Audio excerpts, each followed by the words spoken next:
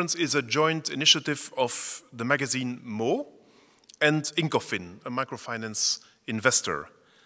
I especially welcome Mr. Frans Verheke, who is the chair of Incofin. Let me briefly present myself. I am Loïc De Cannière. I am CEO of Incofin Investment Management. As investors in microfinance with offices worldwide and with lots of field experience on the ground, we can see which impact microfinance can have on the lives of people at the bottom of the pyramid. However, we are very much aware that over the last years, microfinance has been under attack by a number of academics and former practitioners. The attacks came mainly after the crisis situations that occurred in a number of selected microfinance markets, such as India, Bosnia, Morocco, or Nicaragua. All of these countries suffered the disastrous consequences of reckless lending by MFIs and of over-indebtedness of their clients.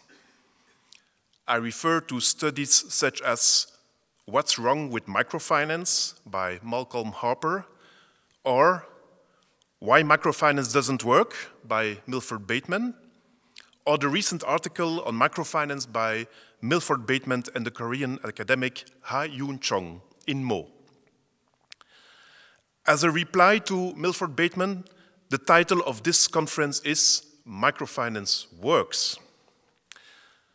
As microfinance practitioners, we do not pretend that we are in a position to make scientific statements on the impact of microfinance. Although we tend to say that microfinance can make a difference from what we observe on a daily basis, we are prepared to be challenged and to question our own approach. Being critical about microfinance while at the same time appreciating the positive impact is exactly what we will do this evening.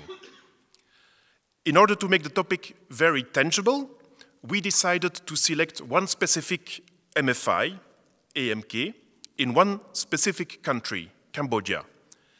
We could have selected a different MFI in a different context, but we chose AMK in Cambodia because we had access as investor to a client impact study which has never been published before. On top of that, Incofin was a co-promoter of a large-scale survey among Cambodian microfinance to measure the degree of over-indebtedness of microfinance clients, together with Oikocredit and Blue Orchard. Both studies will be presented this evening. The impact study by Tanmay Chetan and the over-indebtedness study by my colleague Dina Pons. Thanks, Loïc and my colleagues at Incofin for having me here, and thanks all of you for being here tonight. I think Loïc summed up the current debate very well in 2 sentences. And I was wondering when I first was told about this conference that if we were having this conference 10 years back, it would probably be titled Microfinance Works Better Than Anything Else in Development. And here we are today, almost defensive about microfinance. So I hope what I have to say today will take us away from a slightly defensive attitude. I think, as many of us know, there are different shapes and sizes and shades of microfinance, and it's difficult to label microfinance as one intervention. So what I wanted to start with was the fact that after the crises of the last few years, what we see in the industry is a move more and more towards an approach of do no harm. So a lot of the interventions today in microfinance are, in my view, very protectionist in nature. And we are moving away, I think, from the promise of 10 or 15 years back, which suggested that microfinance could actually do good, and it is not limited to do no harm. So I'll go through what we have experienced over the last 10 years in Cambodia, and hopefully that will help us all to shed some of the defensiveness and move more towards doing more than just doing no harm. To go back to AMK's own development, we had the research function set up by 2005. It started testing its methodologies in 2006 and 2007. AMK got in 2009 its deposit license, which was a huge step forward for AMK because it could do more than just give out loans. But it did take us a couple of years to roll out deposits in a proper way because of the necessity of the physical infrastructure for deposits. And at this point, we had, in 2012, we had the first study where we went back to the clients who were part of the research in 2006 and 2007, went back to the same sample to see what had happened over time. And that's the focus of my presentation today. A few things to keep in mind during this period, as the global financial crisis had, of course, a huge impact in Cambodia as well. And I just want to point out that you will see here a country that was doing quite well on the broad economic indicators of GDP growth, and inflation was well under control for much of the first half of AMK's existence. And then things unraveled quite quickly in 2008 and 2009. Inflation shot up to 25%, GDP shrunk. Cambodia's biggest source of employment is the garment industry, and there were fairly large-scale layoffs in the garment industry. So all of that came together in 2008 and 2009. And this kind of falls midway in the period that was under study for clients which were studied in 2006 and 2007, and then again in 2012. And you can see the impact on the microfinance industry here, including AMK. So growth in the industry came to a halt, and you will see that the portfolio quality immediately worsened for all MFIs. So this is just to keep bear in mind when we look at the results of the change study itself.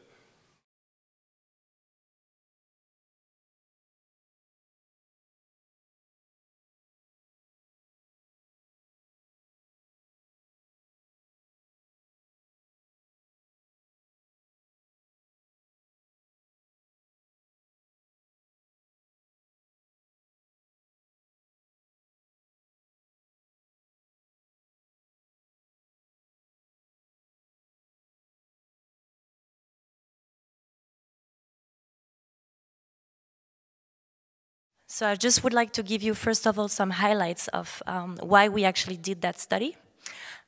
So basically, the idea behind that study was to say there were, and there's been for the past years, a lot of concerns, market rumors, conversations about the fact that Cambodia was a very saturated microfinance market and that there was signs of overheating and that therefore investors were not quite knowing what to do about it.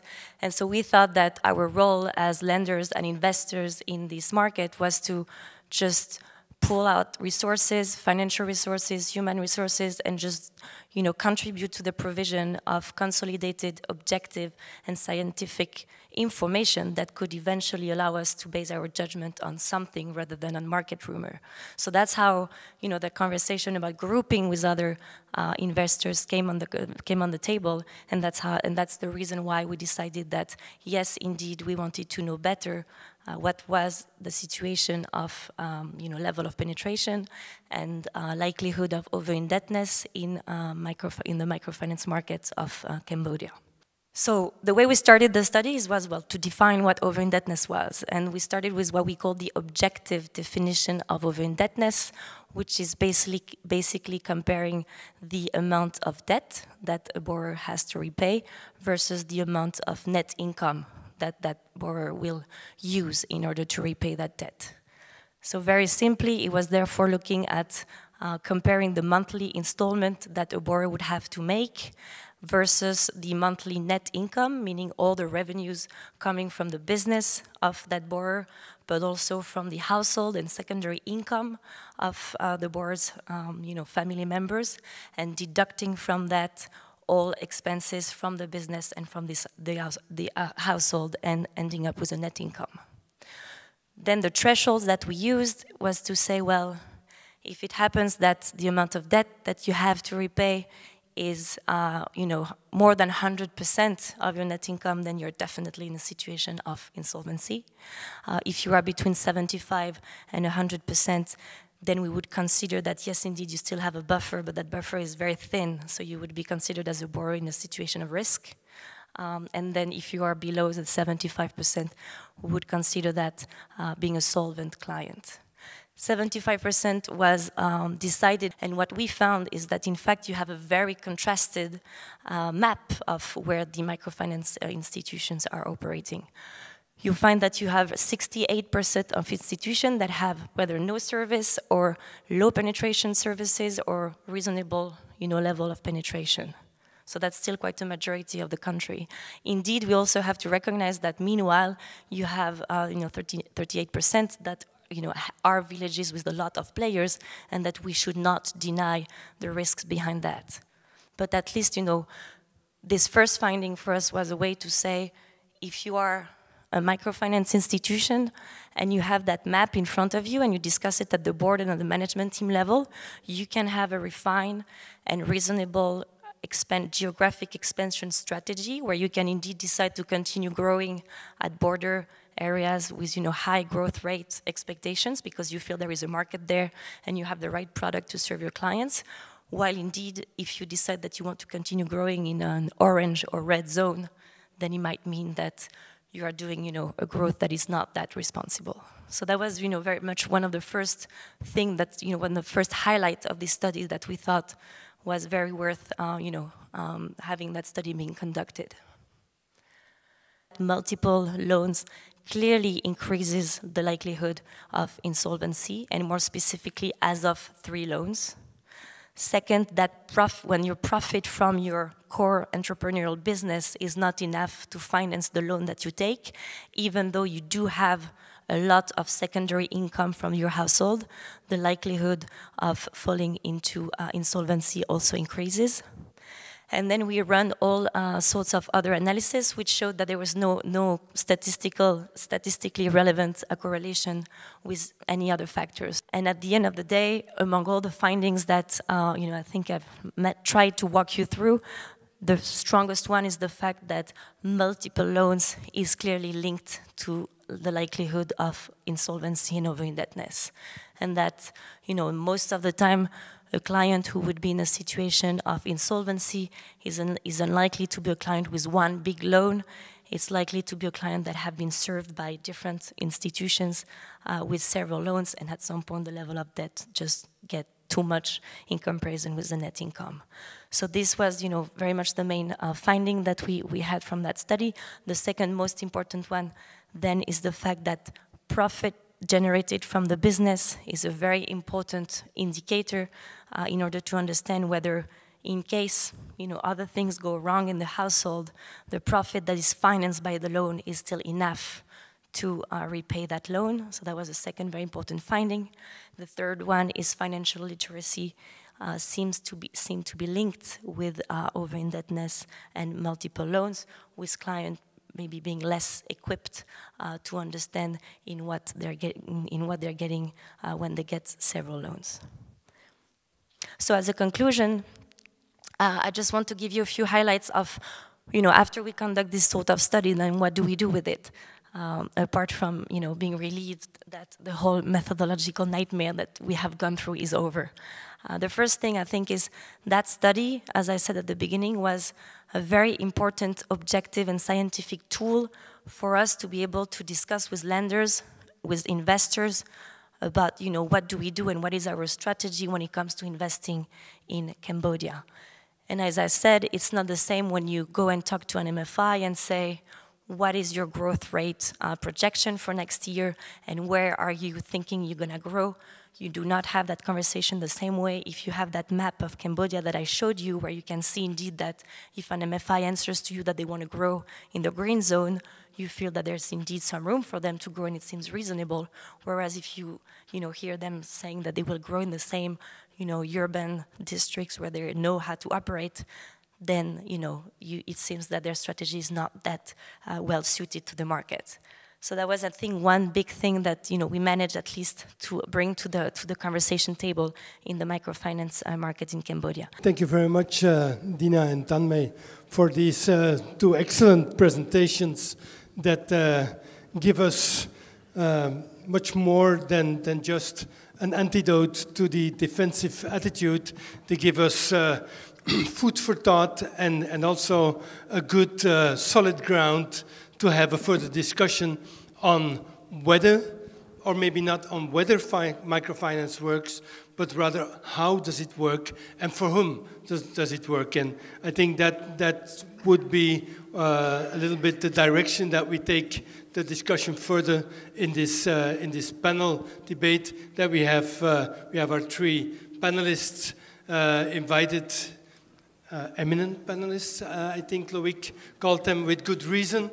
And we would like these spectators until now to come in with their main comments from your own experience, because you're not an outsider, you know the world of microfinance very well. Do you feel there is reason to say or to prove what you bring forward, that multiple institutions in a certain village create better competitive conditions for the people taking up the loans? Is that something that you feel is happening, or is that something that you would just like to have researched? No, this is actually based a few months ago. In last year, we had this conference just on the opposite of this river, of the canal. We had the microfinance lunch break on interest rates, and that was with a study also on, from the CGAP with the recent figures, and that was showing clearly that the competition actually was making the conditions better for clients. Loans, the interest rates, the cost of loans was going down, and one of the major reasons for that came out of the study was clearly the way that, yes, the competition of the people. But I agree completely with something else. Over-indebtedness, having multiple loans, I don't think it's a problem. I think everybody in this audience has more than one loan today, even more than two, I suppose. But you refer to the fact that most people might not be part of the lower tertiary. No, actually that is. But I agree completely with one specific aspect, and you refer to the fact that I lived for a few years in South Africa, and the over-indebtedness because of people who didn't understand that they were over-indebted was really a social, very difficult situation. We lived next to people who really thought they didn't have the feeling to be in over-indebtedness, and they lost all their belongings because of that fact. So the financial literacy and to be aware and the illusion of creditworthiness is really something very, very important, and I think it's very good to see in a place like here, like in Cambodia, that the sector itself is, let's say, concluding earlier than the people that they become in an over-indebted situation. I think that's a very good evolution. Emmanuelle, shall we come to you to get your main takeaway points and maybe your questions about the two presentations? Mm-hmm. Yeah, I think the two presentations were great to indeed talk about this microfinance works topic, even though I think I would have phrased it slightly differently. For me, I think it highlights very well that good microfinance can work, and that microfinance also can also get in trouble sometimes if you don't pay attention. And I think this is the picture that I have seen in most of the cases in most of the countries that I've worked in, and that is very well illustrated by the two studies. This good microfinance can work is really very well illustrated by the case of AMK. I think it's very interesting the way AMK has been developed from the start, with this clear understanding that outcomes, social outcomes, results don't come by chance. Financial results, profitability doesn't come by chance. You measure, you have accounting measure, you have an accountant, you have MIS in information systems, you have internal auditors, external auditors. Anyway, a series of management mechanisms to make sure that in the end you're profitable. And I think AMK has understood that you need to have the same if you want to make sure that you are socially efficient, that you indeed bring social change. And so this is something that has been highly developed in the sector since 2004, more or less. And actually, I think AMK has, from the start, embraced those concepts that we call social performance management. And so that means, indeed, having systems to understand the needs of your clients. It's basic, it's marketing. But microfinance didn't do that necessarily that much, or doesn't always do that, to really understand what clients need.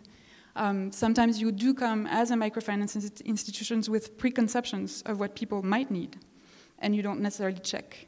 And so I think checking, understanding what are the actual cash flows, how you can adjust to them, what are the troubles that people can have when they don't repay, what happens, what is it? Is it really that they don't have the capacity to repay because they had a trouble, or is it because they don't want to repay? And reacting differently in those two different cases takes time. I think it's highlighted in the study of AMK. It takes time. You do have to study this, and it takes a bit of money also.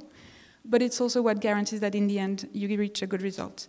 The other thing I think that is very highlighted in the way AMK works is really trying to reach the underserved. So really going far, really going where the others are not. And we had done a rating a while ago about another institution, and we were trying to really understand the social outreach of that other institution. So we had gathered the addresses of all the agencies, of all the MFIs, and really saw that AMK was doing this, trying to go the next mile. Your second remark on Dina's presentation? Yeah, so the other thing is really this second thing of saying, microfinance can also, if you don't pay attention, go wrong. And I think the study that was done by those 3 investors is one that is crucial for the sector, especially in Cambodia, because clearly we have seen different countries, and Loïc was mentioning them earlier. We've seen different countries, going belly up, let's say, where microcredit transformed in a little bubble where that in the end burst, with quite a bit of suffering for clients, for institutions also, for investors sometimes. But so that happened. And I think what is very important is to make sure that in all the markets where microfinance is invested, there is sufficient mechanisms to prevent those things from happening, those overlending mechanisms to happen. And I think I found the fact of having all that information, all this mapping at the village level, all that understanding of exactly what are the drivers of over-indebtedness and trouble, very important. What would you add from your perspective to these reactions? Yeah, good evening. Well, first I would like to say that I certainly do agree with many of the things that were said. And so I won't repeat some of these things just not to bore people. But one point I think that I would get first before going into the detail is that it is very nice that we are having such an evening, and it is very nice that we are having an evening open to, let's say, a general public, discussing, let's say, in a balanced way. I mean that the beauty of what is happening, we are starting to happening. We're just at the beginning of this, but is that we had all those years, and I was certainly part of it, where all people were within the fairy tale story, hoping that this was going to be the magic bullet. Then now we are kind of in between of the end of the period where this is the ultimate wrong, bad guys, whatever. And now people are trying to be able to deliver a reasonable, balanced speech, saying, okay, well, maybe can do something, not that much. And there are many shortcomings, and it's some sort of a gray area, to take the words that Kurt was mentioning earlier.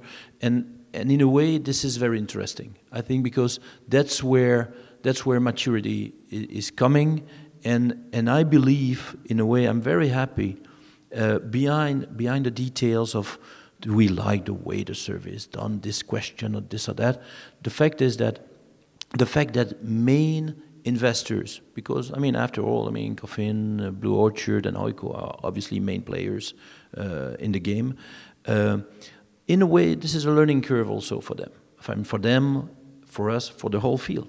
Because, in a way, there have been many crises on specific institutions, in countries, and somehow people are starting to learn out of those to say, okay, let's be modest about what we can accomplish. Let's not say that we can accomplish a lot, but at the same time, let's make sure we don't throw the baby with the water of the bath. And let's find this in between. And as in many other fields, I believe this is some sort of maturity gain.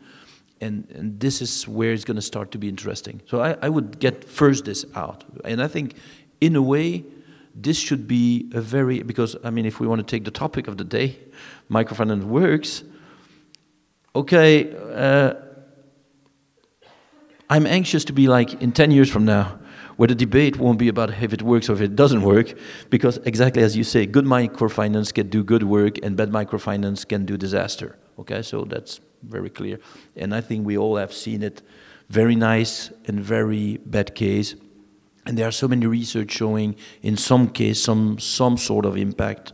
In other case, wrong type of impact. And so I think this is really the main thing to get out of this. I think that what is really to be learned out of this is that you've got active players, governmental bodies, whatever they are, investors, institutions who start to realize that if we really want to make a difference, we have to work on a sound base, starting with the demand of the customer. And it's a very simple idea that's the way it started. I mean, originally 30 years ago, but it's coming back, and we should see this in a mature, happy way.